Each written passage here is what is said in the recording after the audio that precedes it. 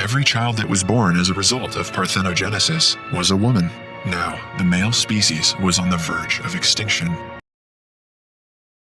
In 1965, Eleanor Hamilton became the first woman American president in history. All this took was for all of the men to die. As time passed, the power dynamic shifted, and more women started being seen in powerful positions. Things started to change when the government introduced the Worker Replacement Program, according to which every man who holds a powerful position in any institution had to be re-evaluated to see if they are actually fitted for the job, or they got it because of their male privilege. Eleanor called it the weeding out technique. Now, if they can weed out nepotism and psychopaths, the entire workforce will be gone. Because of the law, hundreds of men started to lose their jobs and go homeless. The agitated men all moved to the woods in the countryside, waiting for women to realize their mistakes. But by the mid-1970s, it was clear that women do not actually need men to survive in any aspect of their lives. Some men began to return to society and take mediocre jobs, while others stayed on their ground and started protesting. The leader of men, Darius Smith, claimed that their organization wants respect and position back because women have done enough injustice. By 1975, women represented over 3/4 of the population of Earth. Because of this, all women's menstrual cycles began to synchronize, and a new phenomenon called menstrual synchronization was discovered. Soon, the world was united into one, and governed by an international organization called the World's Council. The government overthrew several military projects because they weren't needed anymore after world peace was established. They also stopped funding NASA and focused on building a cleaner and safer environment on Earth by developing electric cars. To provide men with proper accommodation, the government created sanctuaries all around the world and asked all the male population to move there. Men were provided proper nutritious food, shelters, and entertainment in the sanctuaries, and were asked to confine themselves in those particular areas.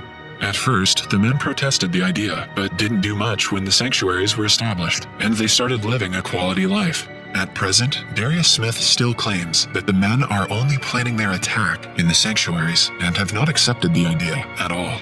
When technology develops, people start to research the cause of asexual reproduction being possible. While science declares it as evolution, some people believe that a comet passed the Earth closely in 1952, and 9 months later, the first asexual baby was born, which means that the comet had something to do with the transformation.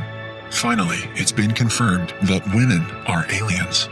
However, the theory is claimed to be only a rumor. Currently, 37-year-old Andrew is the youngest man on Earth. He works as house help for a family that consists of only women. The couple, Iris Balashev and Tara Ganger, have appointed him to help them take care of their daughters. Andrew says that he doesn't feel special for being the youngest man alive because it has always been like that for him. His boss, Iris, says that Andrew is a delightful housemaid and is very good at his job. She likes him mostly because he is way cheaper than a female housemaid.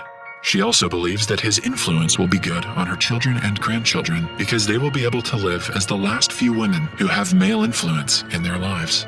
Andrew's other boss, Tara, isn't very fond of him because he has a penis and because of his closeness to Iris. Iris paints Andrew a lot, which she claims is for artistic purposes, but Tara doesn't get the point. When the children go to the field for their football match, they bring Andrew with them for help, but he is only allowed to stay on the sidelines.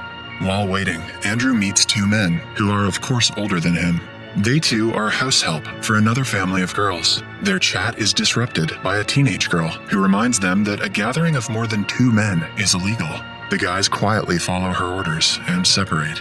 One day, while Tara and Iris are in an interview, telling people what it is like living with Andrew, Iris says that she likes Andrew a lot. As the conversation goes further, it is clear to Tara that her parenting partner is attracted to Andrew. She asks the interviewer to cut the cameras and storms off.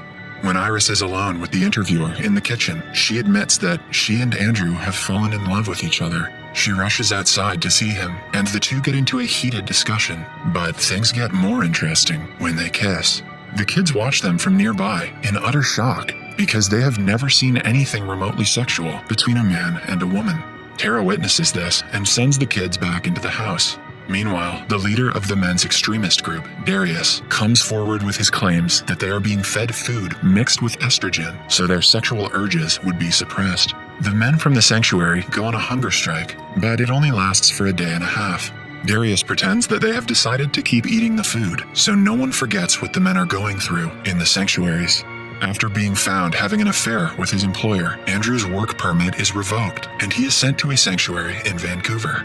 Oh no, not Canada. He lives there for a while, but his mind and heart are back at the house. He cannot get Iris out of his head, even for a second. The other men living with him have given up because they do not have any reason to want to go back to society. But Andrew is always thinking of a way to escape. He somehow manages to send Iris a letter and calls her to meet him outside the sanctuary. Then, one night, he escapes and finally reunites with her. The two have nowhere to run, and they believe that their love is valid, so they hold a press conference instead. When they logically explain their case to the people, women start becoming more open to the concept of helping men from becoming extinct. People protest, demanding the government figure out a way to help men. Their efforts paid off when Iris and Andrew are legally allowed to get married. With a lot of scientific research, Iris is able to become pregnant with Andrew's child. Scientists disguised the XY chromosomes in the sperm to make it seem like XX, and hence, Iris gets pregnant.